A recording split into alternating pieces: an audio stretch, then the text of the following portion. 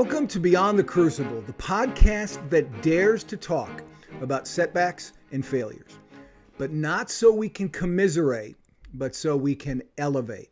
I'm Gary Schneeberger, the co-host of the show. And our mission today is to provide you hope that your crucible experiences, those tragedies and challenges you faced or are facing, don't define you. They refine you. They did not happen to you. They happened for you. And no one knows that better than the host of the program and the founder of Crucible Leadership, Warwick Fairfax. Warwick, welcome. We have a good and spirited guest today. Absolutely, Gary. Very much looking forward to it. Our good and spirited guest today, listener, is Kelly Sayre. Kelly empowers women with realistic tactics and tools to help them live life safely and on their own terms. Her refreshing angle on women's safety emphasizes non-physical, proactive situational awareness techniques that recognize and avoid threatening situations before they happen. With a grounded approach and high energy, Kelly works with law enforcement, nonprofit, corporate, and youth organizations on emergency preparedness, situational awareness training, and personal safety. She's a frequent speaker at national events and a guest on global podcasts like this one right here.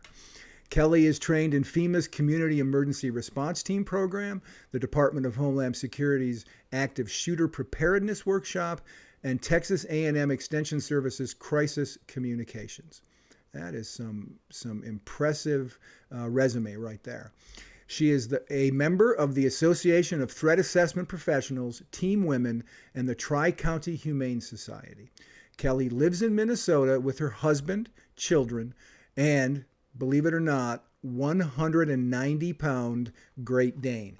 I noticed that you did not indicate how much your husband weighs, but we'll maybe get to that later. Warwick, all yours.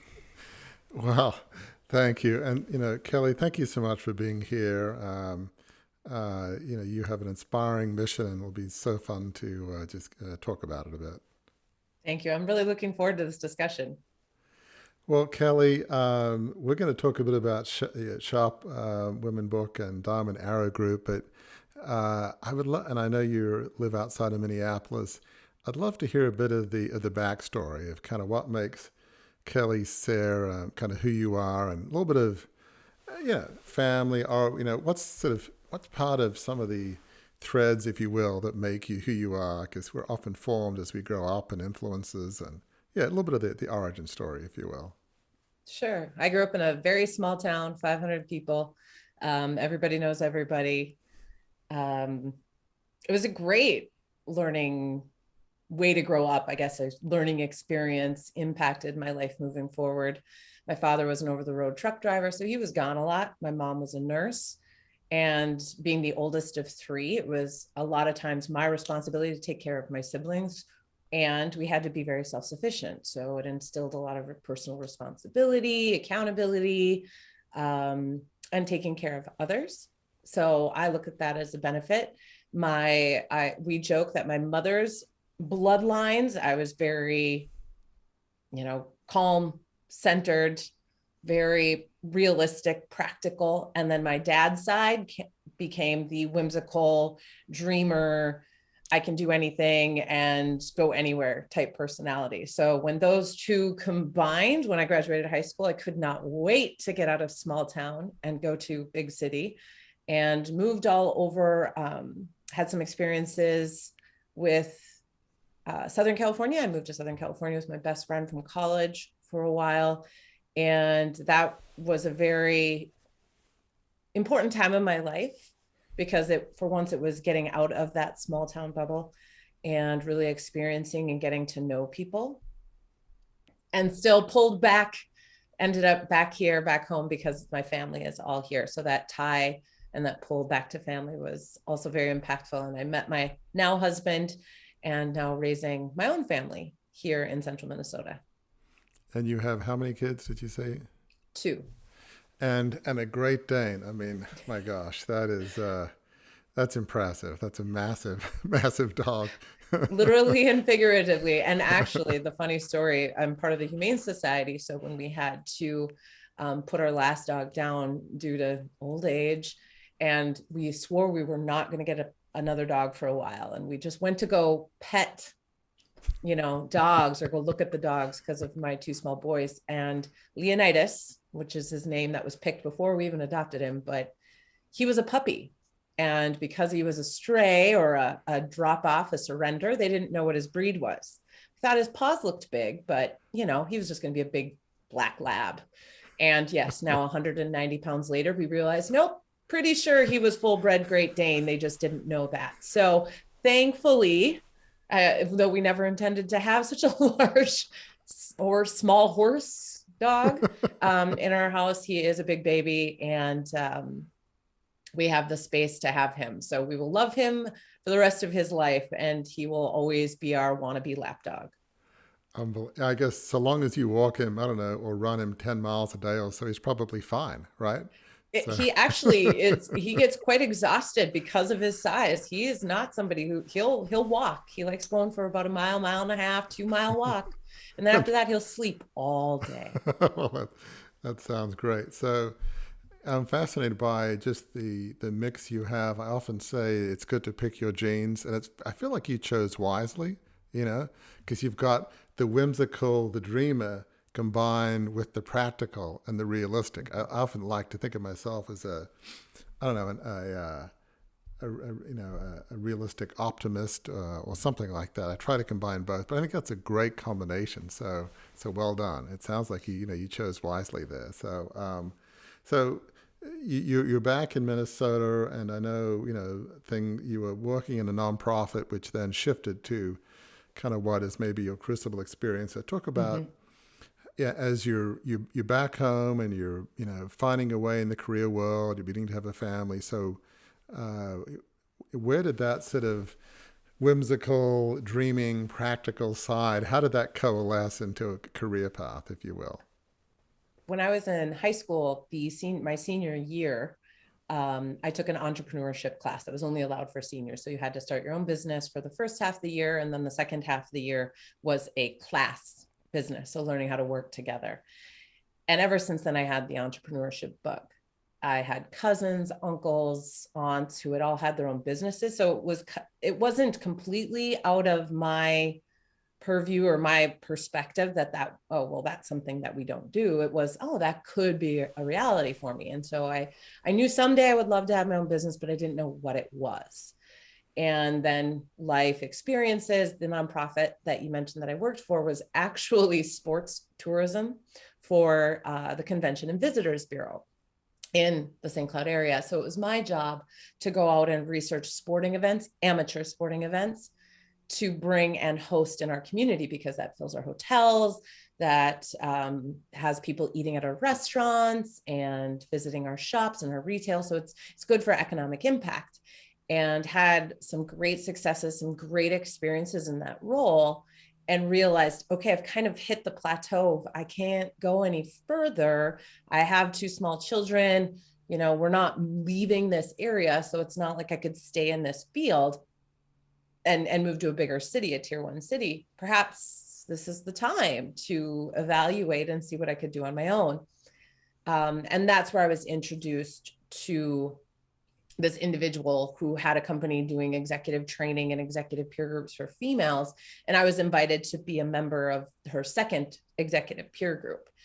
And as part of that peer group, you also get coaching. And in those coaching sessions with her, I had shared, I'd really love to have my own business, but I don't know what that is.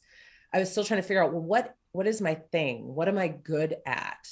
I really love planning events, but I don't want to work every night and every weekend. I have small children and a husband who has a very demanding job. And so through that natural conversation, that's where the invitation to join her company, and she was a solopreneur, and become the legacy, kind of take her company to the next level, become the succession plan, take her company and grow. And so that's where it all kind of dominoed into leaving the job at the Sports Tourism Convention and Visitors Bureau, job that I loved, had a lot of fun with, got to travel, got to know lots of people, and say, it was funny. At the time, I was taking classes on entrepreneurship at our local college. And it was either I could pay to take classes in entrepreneurship, or I could just take the leap and go learn it as an apprentice. And that was really, obviously one of the decisions that my husband and I made is, okay, let's do this. Let's go all in on this and take this risk in joining this company to build it. As I look back at what you've done in your career to that point, it seems like there were different threads. You've got entrepreneurship, but there's a sense of meaning and purpose, giving back to your community, showcasing, St. Cloud. I guess it's probably St. Cloud, forgive me. I'm being from Australia, you don't pronounce it's like churches, St. Mark's rather than St. Mark's. Anyway, I'm sure it's St. Cloud. Sorry about that, but old habits die hard. But yeah, you want to give back to your community. And then here you've got somebody that has peer groups for women, executive coaching. I mean, I get it in one sense. I'm a certified International Coach Federation executive coach. Don't do as much of that these days with my book and podcast. But yeah, I get, coaching is just a wonderful profession that really can help people. So here you can help other women. And so there's a sense of entrepreneurship, but there's a sense of altruism and purpose. Maybe, I don't know about at a different level, but maybe for you it felt like, this is exciting. I get to have my own business, but I'm going to be able to pour into and encourage other women. So that probably felt like, this is ideal, right? Right. I mean, the whole purpose was behind the mission of that business was to empower women, to help them find their inner strength, to give them confidence, to chase after their dreams, to pursue their dreams, and what really made them come alive, made them, embrace their passions. And because of my personality, she was the coach, and she was kind of the behind the scenes of, okay, I'll do the coaching and I'll kind of run the executive groups. You go out, you start a podcast, you create an all-day women's event, you create, networking events, you create these things, you kind of run these events and be that face and bring people in and help share our message. And because I was so naturally passionate about helping others, sharing other stories, it was a good fit. It was a good partnership, because I liked being out in front of people and hearing people's stories. My podcast that we did was I always said, women struggle with sharing their successes or celebrating because they don't want to sound, egotistical, or they don't want to sound they're bragging. So I always said, tell me what your success is and I'll brag for you. So I'll tell your story, I'll talk you up, I'll share how awesome you are with everybody else. And that way it's not you. So it was a really fun, and I loved getting to know people and their stories. One of my favorite was a woman who was going to school to be a lawyer and dropped out her last semester and became a monster truck driver, and was the first female to successfully backflip and land her monster truck. Wow. So it's just, and this is the person who, was right in our city and nobody knew, Olympians or successful business owners that the average everyday person didn't necessarily know. To your point with this podcast, is people have stories of how they got to where they are. And it's really fun and inspiring to learn how people's stories, because then you say, oh, well, I could do that. Well, that's not so. If I can go to be a lawyer and then decide to be a monster truck driver, why not? Anything's possible. So, right. I mean, that just seems like such a perfect fit. Entrepreneurship, you've got meaning and purpose with empowering other women, and, anything's possible. It seems so good. And, as I'm pretty aware in the coaching circles, a lot, if not most coaches are more on the introverted end of the spectrum. They're good at listening and coaching, but not always good at entrepreneurship and business. That's why there's tons of courses, and there's actually a small, if not large, business of training, of trying to help coaches know how to sell and be better on the business side. I mean, there's stacks of different courses you can take. So, you didn't need that because you already had that in your DNA. So I get why, the person that's out of the business thought you'd be a good fit. It makes perfect sense. So it seems like this is great. This should be a great arc, a great story, but it sounds like it wasn't the typical happy ending story, right? You ride off into the sunset, the business grows, and the other person hands off to you and it's all wonderful. There was some big challenges there. Talk about how what seemed like just a perfect opportunity, you ran into, I guess, per the print behind you, some stormy seas. So tell us about those stormy seas that you but you didn't anticipate, and how could you? Right. Well, and it's interesting because it does end up tying into the work that I do now in regards to personal safety, but boundaries. And when I started, because she had been an individual, it was, well, you're going to have to take the risk and come in and prove your worth. Basically, you're going to have to build your own salary. So for the first 6 months, I mean, it was very, very minimal pay. It was basically like, here's enough for, a little stipend to get through. So my husband and I had made the decision to save up. So we had saved up so that I could take this financial risk for our family, not having an income, basically, to prove my worth, which, going back, I had no problem. I knew I had a good work ethic. I knew I was passionate about this. I knew that I had the fortitude to follow through, and that I didn't have a problem working hard. I didn't have a problem saying, okay, here, I will work hard for you. But what was interesting is, because I take a lot of people at their word, that's what ended up happening. And so that first 6 months, successful, great, you've proved your worth. Okay, going forward this next year, I went to the owner and said, I need to make what I made at the nonprofit, which thankfully wasn't a lot. It wasn't like I was asking for a huge pay bump, but it's what my family's budget had been built on. So we knew where we could, manage our family finances comfortably to continue building. Of course, yep. Okay. Small business. And, you had mentioned earlier that typically coaches are very good at what they do, that coaching aspect, kind of taking care of people, but the business side of things, or some of those financials, aren't necessarily a strong suit. And so the more that I tried to say, okay, we need to formalize, we need to have an written agreement, it would get poo-pooed or pushed aside, or, kind of shoved oh, well, we'll talk about that next quarter. And we had a very structured operating model that we followed. So there was a lot of notes and, okay, well, I'll work on this next month. Okay, that didn't get accomplished. Okay, we're going to roll that over to the task list for the next month. And that's a very generic kind of description of how it was handled, but you get the basic idea. And so for that whole year, I kept pushing, like, hey, we got to get this in writing. I've got to understand my family's taken this risk, and we need something that can solidify what is the plan moving forward? How does the succession plan work? And finally, at the end of the year, I wasn't getting it. I said, okay, here, I'll put together an initial proposal, A and B. I don't even know if it's legal. I don't know if, this is contractual, but we just have to start this conversation somewhere. And yep, okay, I will take this. The owner took it and said, I will review this. I'll talk with our accountant and our lawyer. We'll figure something out in the new year.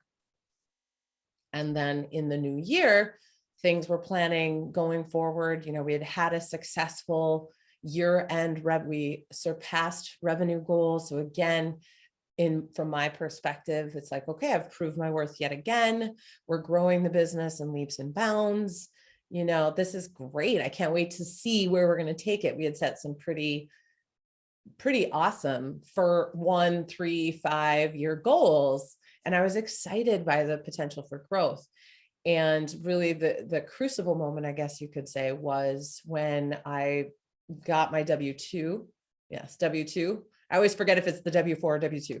The W-2 in the mail, there was big goose eggs on the tax withholding at the federal and state level. And my husband called me, actually, because we had a tax appointment that day, and he said, is this a misprint?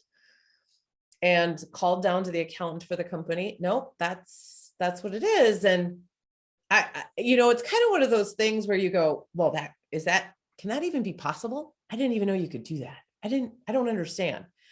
And when we went to our tax appointment, my accountant who I had known for years said, well, what's this? And I said, I don't know. That's just what came. And that was when we discovered that we now owed thousands of dollars in back taxes to the federal government that we didn't have the savings for, because we had spent that money as part of the investment of me buying into the business, buying into the succession plan. And so now all of a sudden it was, well, now what? And when I confronted the business owner, it was, well, I'm sorry, you misunderstood. We don't have any money to pay your back taxes. And that was very shocking to me, because all of a sudden it was like, wait a minute. And there was about a 2-week period from there that my husband and I sat down that night and said, okay, we need this in writing. We need, going forward, we got to get this figured out. We came up with what we thought would be a compromise, saying, okay, you need to pay this because you were supposed to withhold taxes and you didn't. And now we're stuck. We have to come up with thousands of dollars within basically 30 days from our tax appointment, which we don't have. So, and we've got to get this straightened out. Like, we can't anymore be just taking you for your word. And then 2 weeks later, because she just wanted to talk, I wanted it in writing, and it became like the Alamo, a little bit, who's going to give. And so finally I said, I will meet with you in person if you come with something in writing that shows how we're going to remedy this situation going forward. And when that meeting came, it was her informing me that she was firing me. And, there was a whole bunch of legal documents now that said, well, we'll give you a little bit, but then you have to say that you left to start your own business, and basically lie and kind of keep your mouth quiet. And yes. And it was I was so shocked because I didn't see that coming. In my mind, we were going to figure this out. We were going to work it out. It was a misunderstanding. Paperwork must have gotten screwed up. Like, to me, I wasn't coming at it from an intent. It came at it as a mistake. And so we'll figure this out. And so that was very shocking to me, because I did not see that coming. And then when I said, oh, okay, well, my accountant said, the total on my return wasn't accurate, that there's some money missing. Can you talk about that? Do you know you're supposed to, by law, withhold taxes? And every answer was just, you'll have to talk to my lawyer. You'll have to talk to my lawyer. And I realized pretty quickly that this was not a conversation. This was here's the paperwork and we're done. And so I just said, well, I'm going to review this paperwork. And, this is, after all that my family's been through, I can't believe this is how it's ending. And when I drove away, I remember specifically, because I drove away in such shock, and it was like 13 minutes was all the entire length of that meeting. And I called my husband, and he was like, wow, that was fast. And I'm like, I need an external hard drive and a big glass of wine, because I'm on my way home. I did not see this coming. I don't know if I just lost, Outlook, and we think of technology, all of my contacts, all of my calendar, all of my, I don't know if everything's working or if it's gone, or what, if she wiped the desktop clean. Like, it was just such a shock. And, she hadn't, and I'm sure we'll get into this later about, I share the story as the first time, really, because I don't believe in disparaging people. I believe people make mistakes, but from my perspective of that moment, the rug completely got pulled out from under me. I had never been fired from a job. I had worked so hard to build up this company and believed in it so much. And I could not believe that I was getting fired for basically finding an accounting error, bringing it to the attention of a woman who owned a company who talked about supporting women and building women up and asking for what they're worth. And the icing on the cake is it was International Women's Day, was the day that she fired me. So it was a little bit of, and this is where I say, and even in my book, Sure. my acknowledgments, I say, God has a really funny sense of humor with me. We get along great, but there are days when I'm like, really? You went for the trifecta.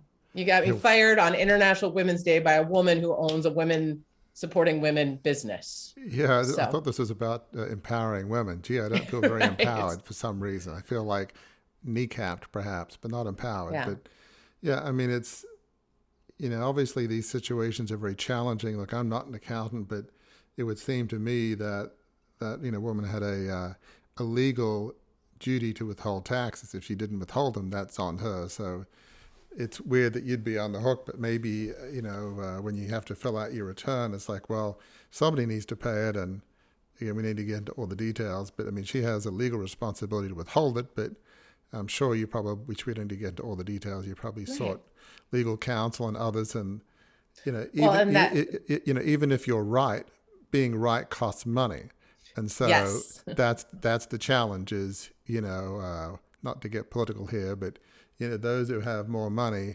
it's easier for them to fight for their rights. Those who don't have that much money, you can be right, but it doesn't help you too much if you're not willing to spend thousands or hundreds of thousands to go to court. And again, you don't need to get into all the details, but therein lies the challenge. And really, yes, I mean, that was a very key going forward, was the IRS really doesn't care. It's your social security number. It's, you owe those taxes. They don't really care who should have. That's a civil matter that they look at, type thing. And maybe more of that criminal side of the legality. But again, we were in the position where all of a sudden I had no job.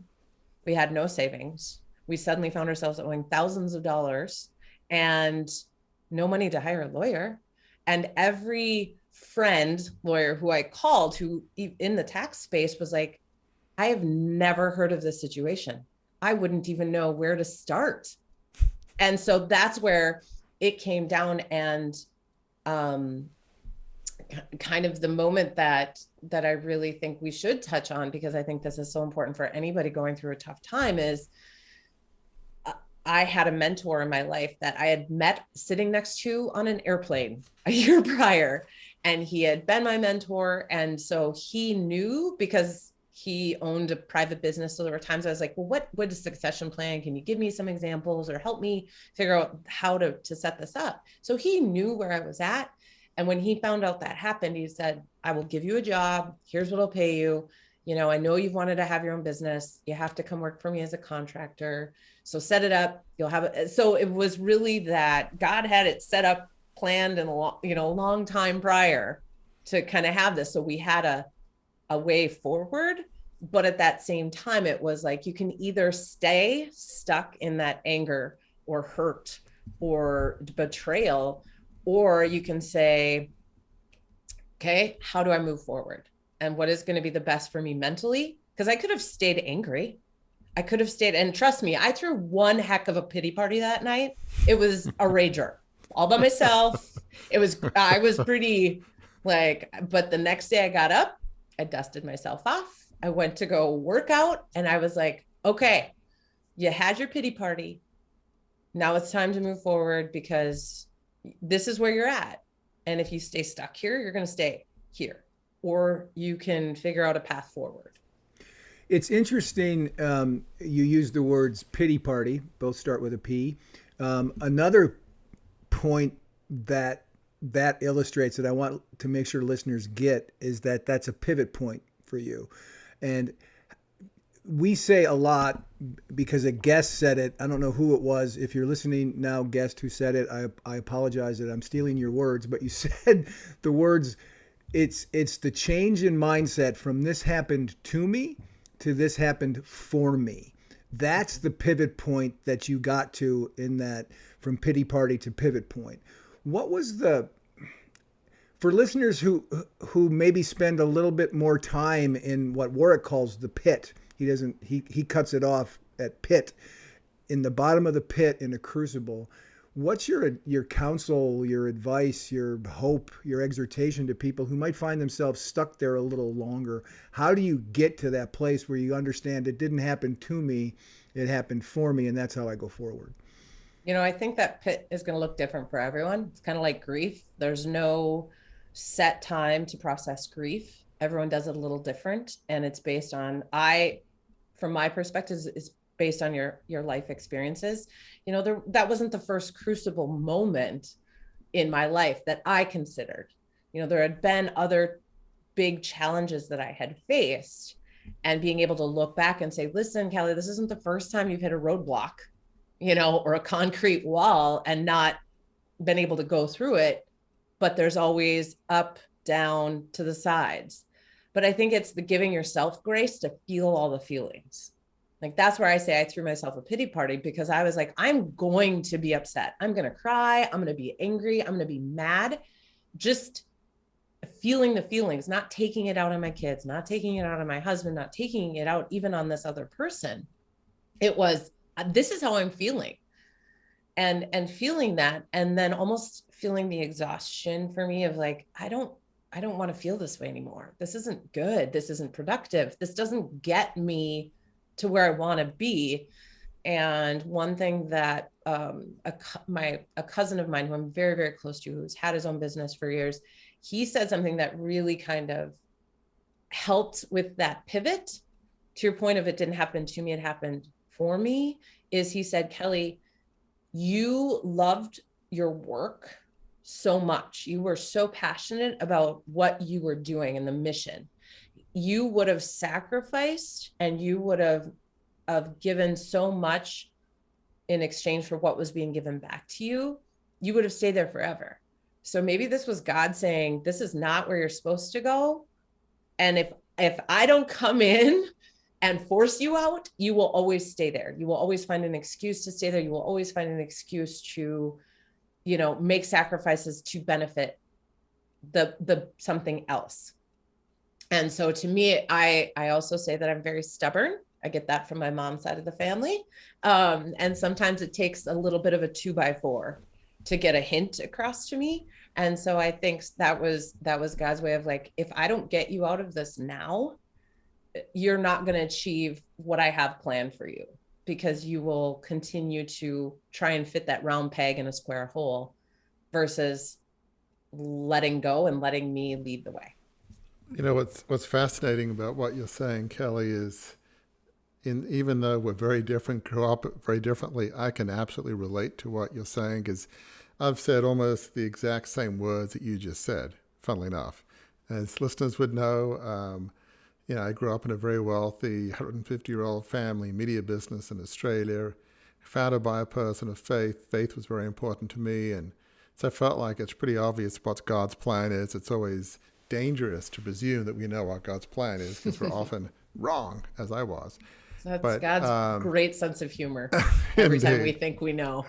Yeah, it's like, watch out, lightning's about to strike. But yeah, and so in my case, I was I've never been in the military, but so about the whole duty on a country that, and my dad died in early 87. I was seen as the heir apparent, did this $2 billion takeover, was quote unquote in control. And then because of debt and recession, the company went under.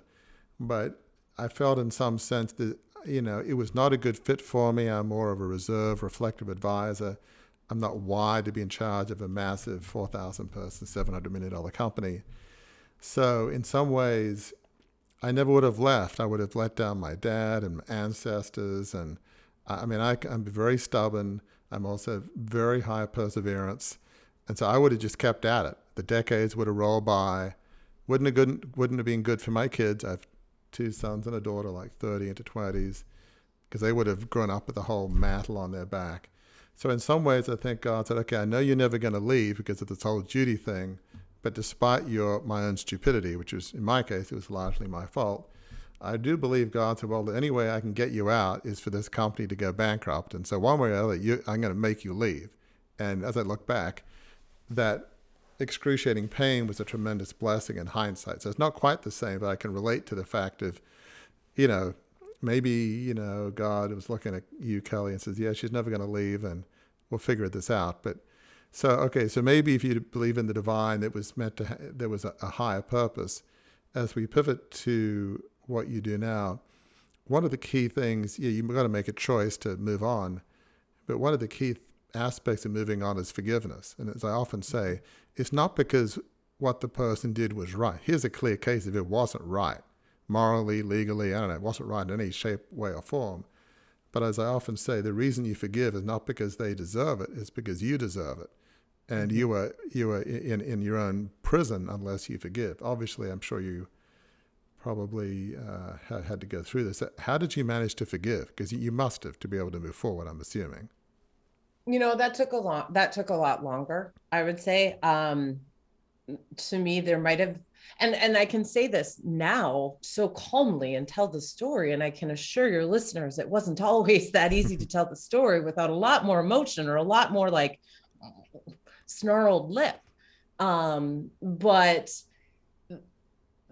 that forgiveness, I could feel myself anytime I had an emotional reaction, anytime that I felt myself adrenalizing, thinking about it and being frustrated, like, and it would come up at other moments. Like it would have nothing to do with that.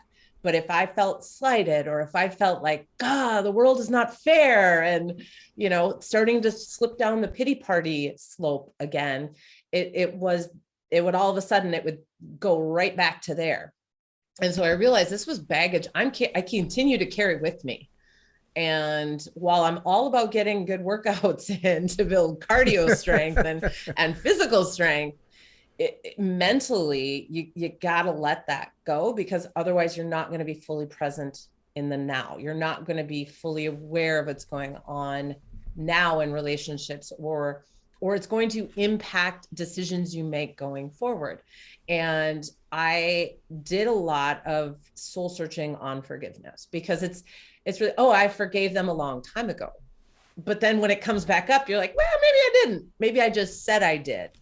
And I couldn't, because I never got an apology. I never did sign paperwork or the NDA. I just said I would rather walk. And I'm not someone who airs dirty laundry, but I'm gonna walk away with my head held high and just move forward and not deal with that. And then it took probably a couple of years, I will be completely honest, before I finally got to a place where the forgiveness thing came. And it was, I can forgive, not because that they asked for forgiveness, but because it's the best thing for me. And going forward, I can set a boundary emotionally, mentally, physically, that I want absolutely nothing ever to do with that person again.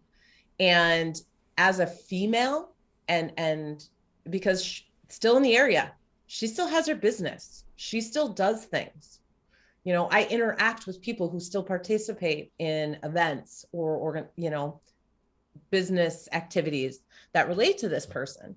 And it was very hard for me sometimes to be like, well, I know these people, and wanting them almost to pick sides, and then realizing, who am I to say that? This was something that was kind of between us.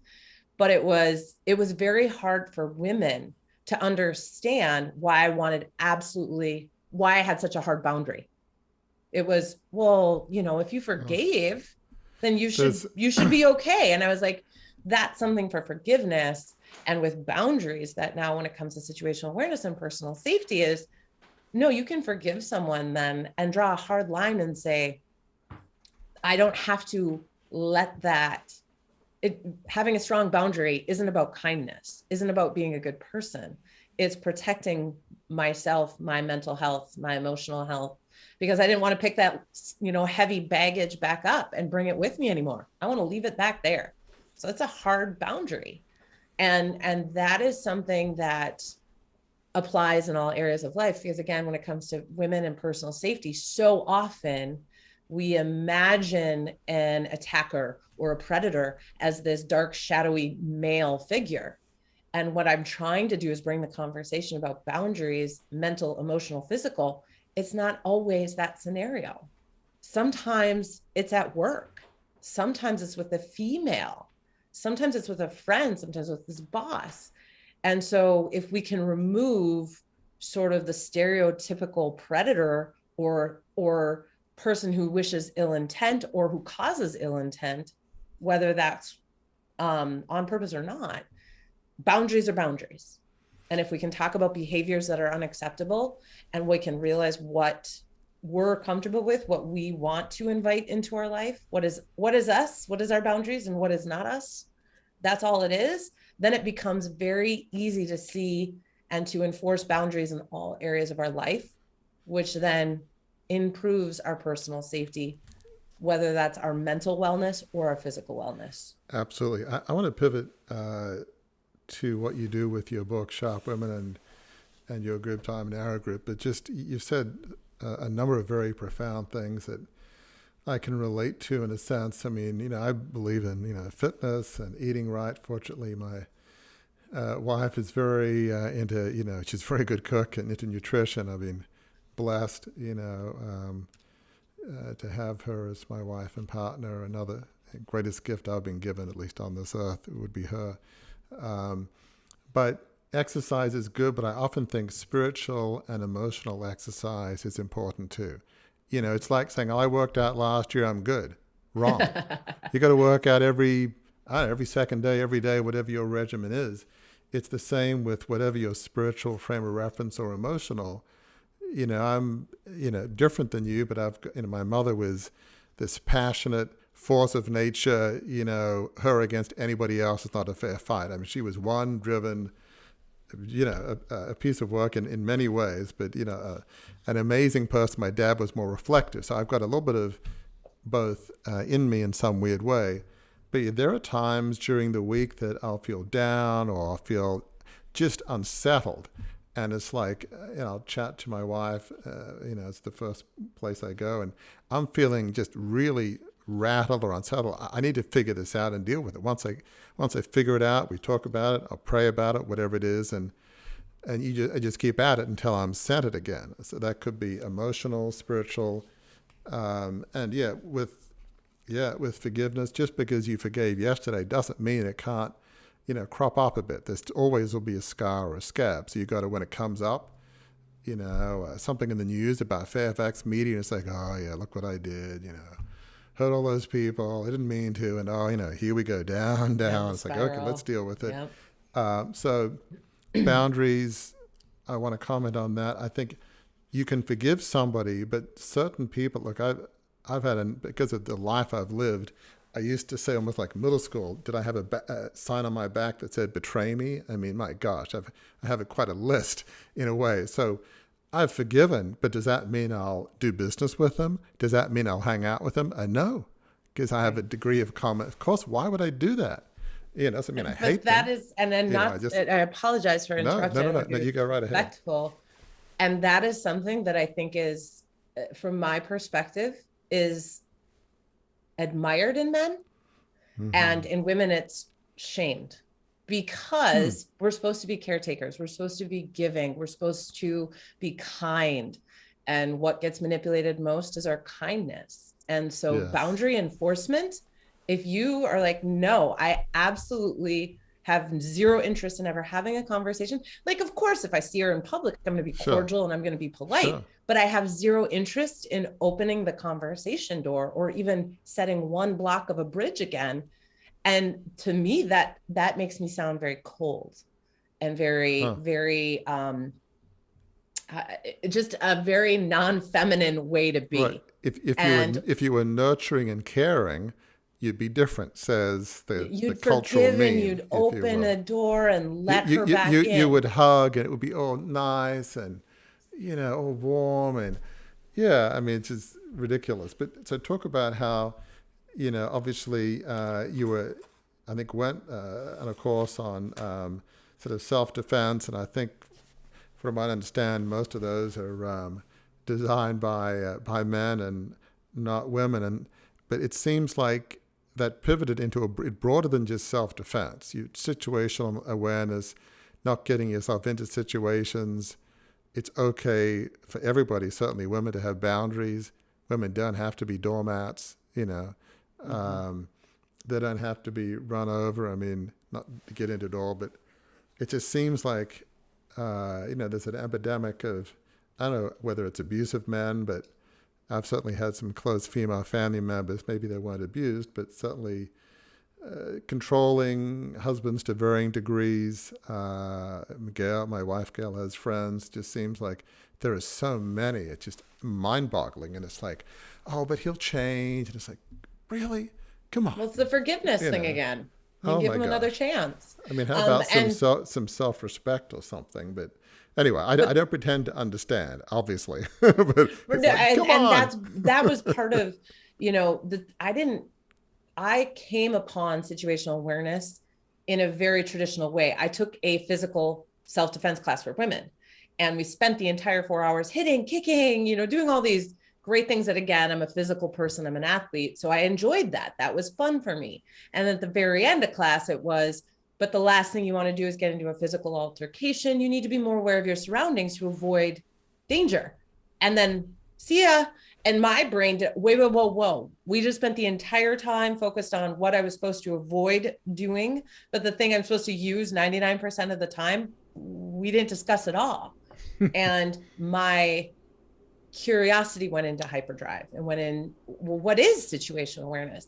And so what I thought would be the answer, oh, okay, this is like Jason Bourne's spy stuff where you're watching body language so you know what they're going to do. They're going to take a left instead of a right, and they're going to do this and this. But the more I dug, the more I researched, the more I asked questions, discovered that there really wasn't anything out there for training specific to situational awareness, but especially to the everyday person, and even more so speaking to women. And when I started, okay, well, again, it was like pulling a string where you're like, oh, okay, here's one little string, and pretty soon the whole sweater's unraveled. I kept digging deeper and deeper. And what I kept getting more and more into is the psychology behind it. And it's not this predator, the boogeyman in the bushes. It's actually social conditioning and social mores, which gets into the kindness. And women, there's a certain expectation placed on females. And again, this is all speaking very stereotypically, but there's an expectation put on females of be kind, be nurturing, be forgiving. We've heard the saying, like, men, it's called being assertive, and women, there's definitely a different term for that behavior. Right. And that's very confusing from a feminine perspective, because, well, wait, we're supposed to be this way at work, but this way at home, but then don't get, domestic violence, domestic abuse statistics have been stagnant for decades. So, the definition of insanity is doing the same thing over and over again, expecting a different result. And so much of the work was advocacy.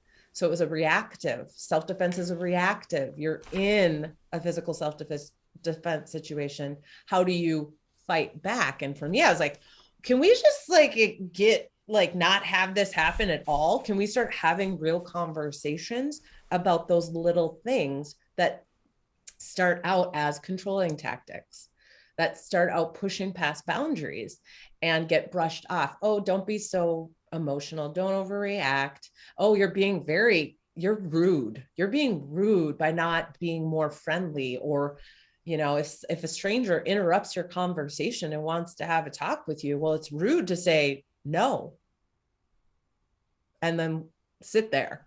You're supposed to engage in conversation and small talk. And so there's a very different social perception. And what I've found in the work that I've done, and now even with my book being out for a week, literally a week now, is the texts I get, the messages I get from women. And again, what's interesting to me is it's all coming private, because they're scared to say it publicly, but they're like, oh, finally, oh my gosh, you're talking about this in a real way, in the real, but with a sense of humor and with a kind of authenticity that says, there's no such thing as perfect. Because again, a lot of women struggle with wanting to be perfect, whether that's Martha Stewart or G.I. Jane. They think they have to be the perfect one or the other. And it's like, why can't you be more than that and complex? And it's okay to have boundaries. And if you don't want to be someone's friend, you don't have to. I mean, I think one of the things you're highlighting is sometimes social norms aren't helpful. I mean, there's obviously a male side of it was men have to be tough. You have boys, you get the idea, you're meant to be tough. You're not meant, boys don't cry. They don't say, I'm scared. They don't say, I don't have the answers. They certainly don't ask for help. right? Because Right. men are never meant to ask for directions. Fortunately, we have Google now, so thank goodness. But, Right. it's like there's cultural norms that are not helpful to men. You're not meant to be soft or nurturing or overly kind or compassionate. You're meant to say, suck it up, buddy. I Yeah. mean, is that really helpful? No. So, but then on the female side, just this idea that you've got to be a people person or pleaser, and you know, I just this to me, it's so important for all people to realize they have self-worth.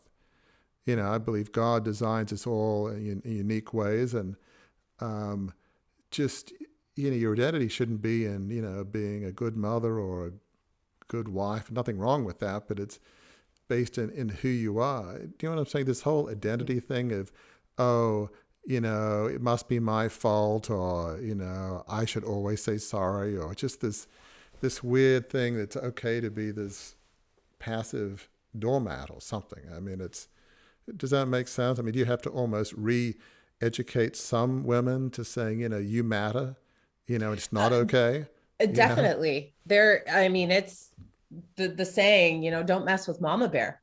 Right. Any woman that I talk to, when I say it's okay to have boundaries, it's okay to do this. And they're like, oh, I don't know. I don't want to offend somebody. I don't want to be rude. Mm. But I say, okay, if that's your kid, and they're like, oh, no, you don't mess with my kids.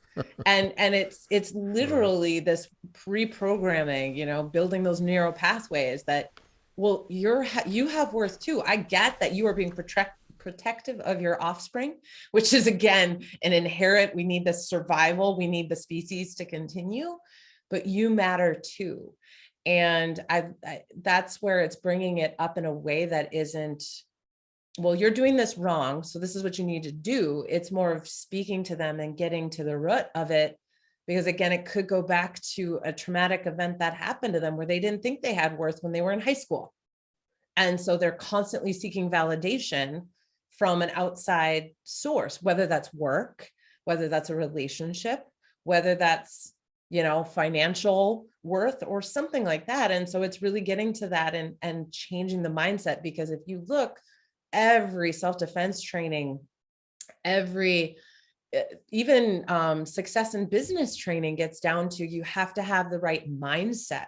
How you carry yourself when you walk into a room to do a presentation tells the audience, gives them a first impression of you. Well, that same how you carry yourself when you walk down the street also tells someone who might be targeting you as a potential victim, will say, oh, I'm not going to mess with her, kind of to the point of the saying, she's 100 pounds soaking wet, but I would not mess with her.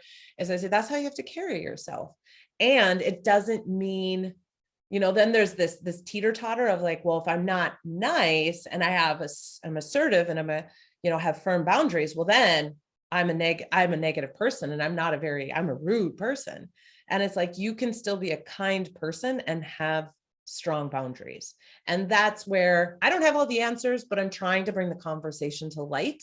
And so that more people talk about the way it really works and what those micro threats on women's safety, even if it's a emotional or a psychological safety issue, how that manifests then into, or potentially has the capability to manifest into, physical abuse.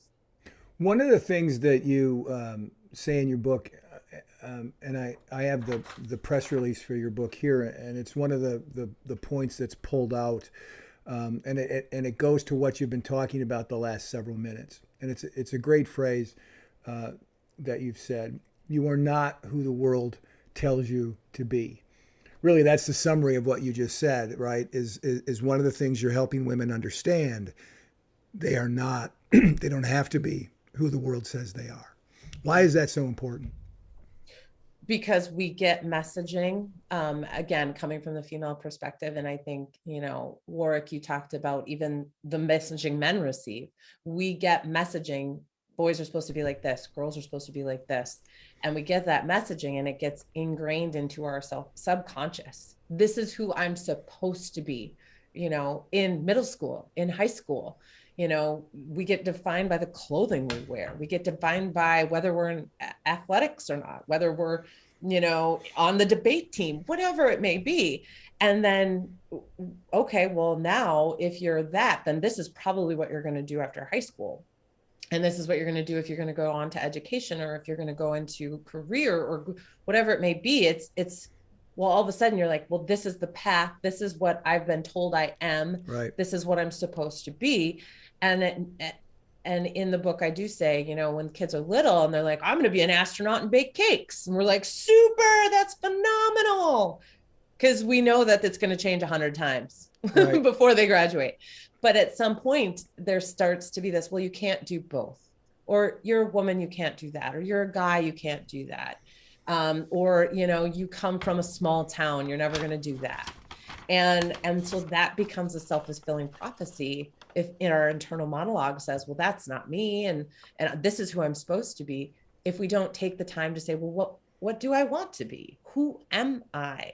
Right. In this world? And how often do we now see people in their 40s, 50s doing the whole, well, who am I? Because they've lived their whole life as someone else.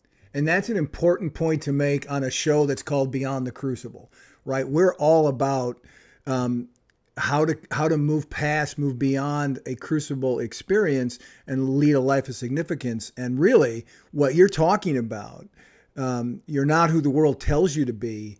If you believe you are who the world tells you to be, if you believe those things that are said about you, that can fuel a crucible experience. Mm-hmm. That can cause a crucible experience. That can get you off your vision, off your destiny. It can put you in places not just where you're physically in danger, which certainly your book talks about, but you also talk about things that can put you in a place where your destiny perhaps is in danger. You're going a direction that you shouldn't go because you're believing these external things about yourself. You're not situationally aware that you don't have to accept those things that get thrown at you. Mm-hmm. Yes. One of the things I just want to comment on as you're speaking, Kelly, is that as we do the internal work, that we are worth something. We don't have to be defined by stereotypes, be they female or male. That actually that's a situational awareness that will help attract the people that we want to attract, be they friends or in romantic relationships, and will serve to recoil those that we shouldn't be at. So if you've got some woman that's self-confident, that believes in boundaries, won't put up with dumb stuff, the men with abusive tendencies will say, this woman's not a doormat. I better go select my target elsewhere, not to be overly graphic, if you follow, right? It'll be like, yes, this doesn't fit my profile. This is a self-confident woman that knows who she is. That's going to be too much work for me, at the risk of being direct.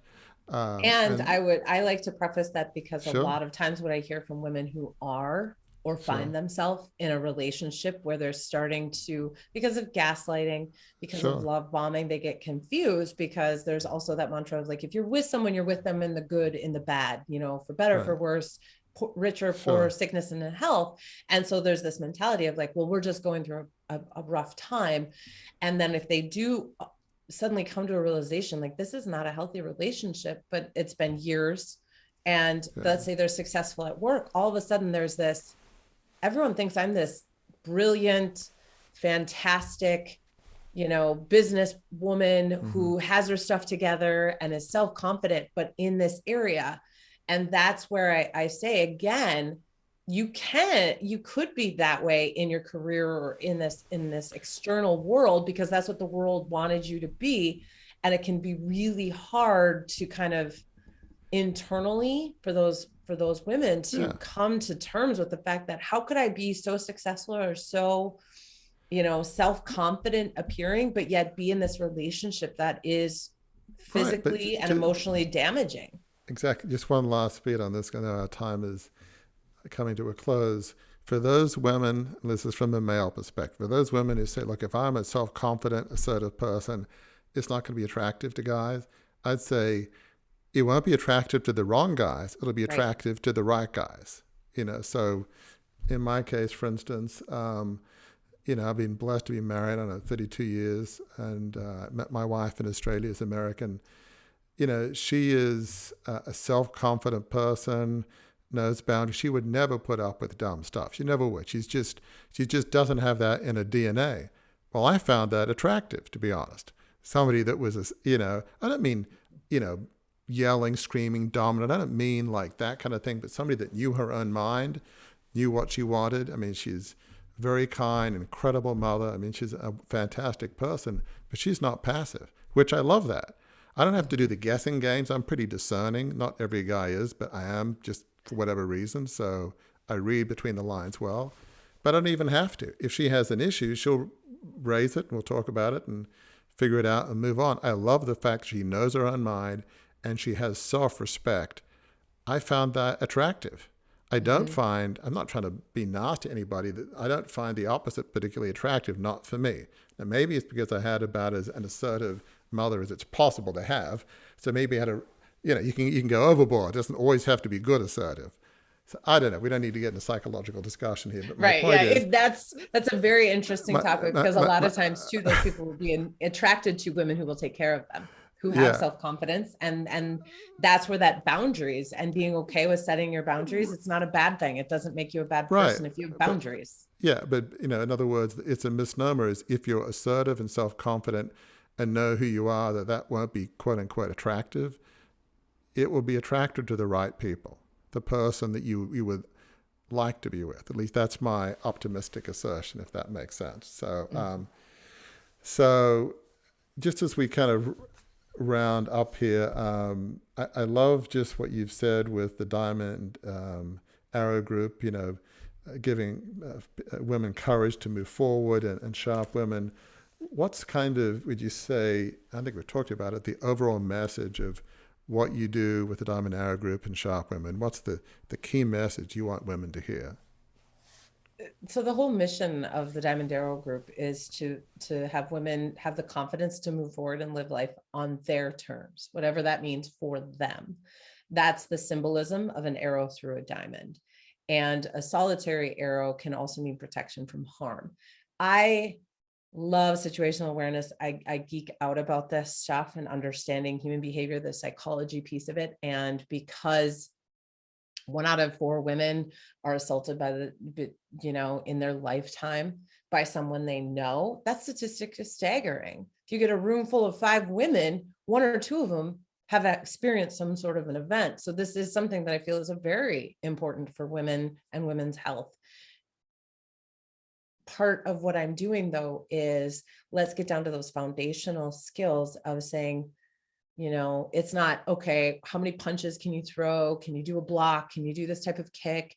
Like, let's talk about some of those more psychological things that I want to call to mind, that maybe you've internalized so much as a female from messaging, from social contracts, from social mores, that you don't even realize that that's how it's impacting, and that you're, oh, well, he probably didn't mean that, or you're brushing stuff off. It's like, no, it's bringing forward, I've a friend of mine who had recently gotten divorced, single, had a gentleman who was pursuing her, and under the preface of, I just want to make sure you're okay and you're doing okay. And, there was this particular instance where she was out driving, trying to run errands. And he was like, are you doing okay? Yeah, I've just had a rough day. Well, do you want me to come over and talk? Nope.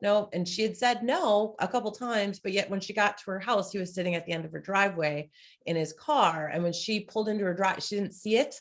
And when she pulled into her garage and got out, he got out and started walking towards her. And she was so like, coming saying, Kelly, I didn't want to be rude. And I'm like, you said for him not to come over multiple times. So this is nothing about you being rude. This is him being rude. And having that conversation, because instantly she's like, well, I can't be rude to us. Can't be rude. He's here. And so it's changing that conversation and letting women, reminding them it's not being rude to be direct.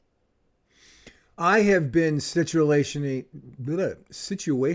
aware in this conversation of my responsibilities as the co-host, and that sound that you just heard, listeners, the captain has turned on the fasten seatbelt sign indicating it is time for us to begin our descent of our plane. Before we do that, though, I would be remiss if I didn't do 2 things. One, there's a quote from you, Kelly, that I think really sums up what your book is about, what Smart Women's about, and that is, preparation is how lives get saved. When it's time to act, it's too late to prepare. That is the essence of, I think, what you get from Sharp Women, this idea that you have to prepare. And when it's go time, there's no time to prepare. Love that perspective. How can listeners find out more about Sharp Women, about the Diamond Arrow Group, and about you? They can go to our website, which is thediamondarrowgroup.com. It's the Sharp Women book is available on Amazon, and it is the only Sharp Women book. So when you go to Amazon and search Sharp Women, it'll pop right up, and it's available. And it's also a bestseller, I hear. Yes, it is. It did get to the bestseller status. So that was phenomenal. Thanks to my publishing team that I had the opportunity to work with. Quite amazing folks over there. And following me on Instagram and Facebook at the Diamond Arrow Group is where I talk about everyday situations. You know, I'll see headlines and say, hey, here's things to think about. Because again, going back to the point you pulled out, is preparation is key. We never wake up in the morning thinking something negative is going to happen to us. We're going to be the victim of an event. So how can we prepare? But I do it in a very non-violent way, or I don't use fear mongering or scare tactics. It's like, hey, think about these things. And then people go, oh, that's common sense. I just never thought of it that way. So I invite people to follow me on those channels. Connect with me on LinkedIn, Kelly Sayre. And I believe you have all of the links, and we'll be hopefully posting that stuff in the show notes. But I definitely recommend checking out the Sharp Women book, because that is from a woman's perspective for women. Warwick, last question is yours. Well, Kelly, thank you again for being here. It's just so encouraging and thought-provoking. I love what you do with your book, Sharp Women in the Diamond Arrow Group.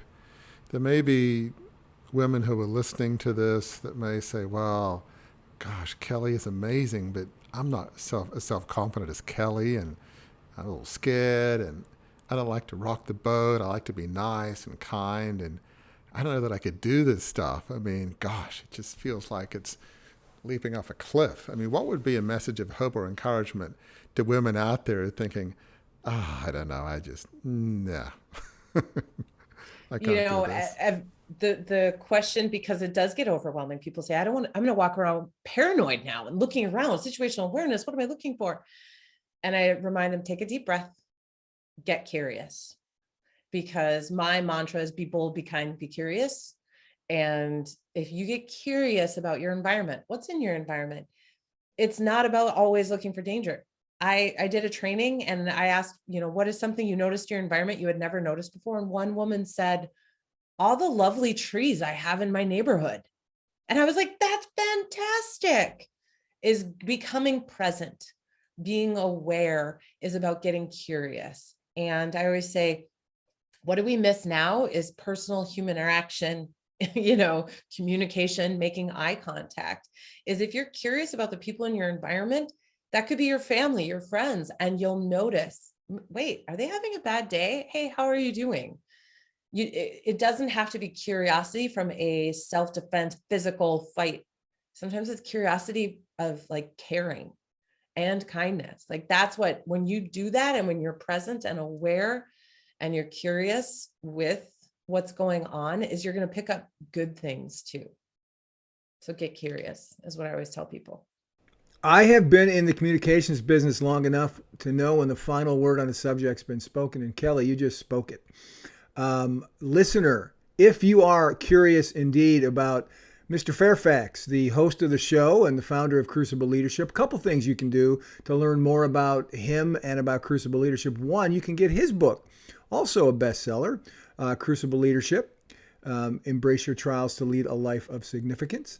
That's available in the same place where Kelly's book's available. So go to Amazon and you can get both. Do that right when this is over, not now, because I still have a few things to say.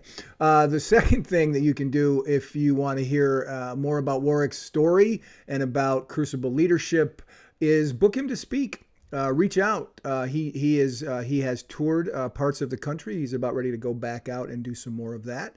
You can go to our website, crucibleleadership.com, and you can click a little button that says, book Warwick as a speaker, and you can talk to our speaker agent, Carrie Childers, and she will make all of that stuff a reality for you.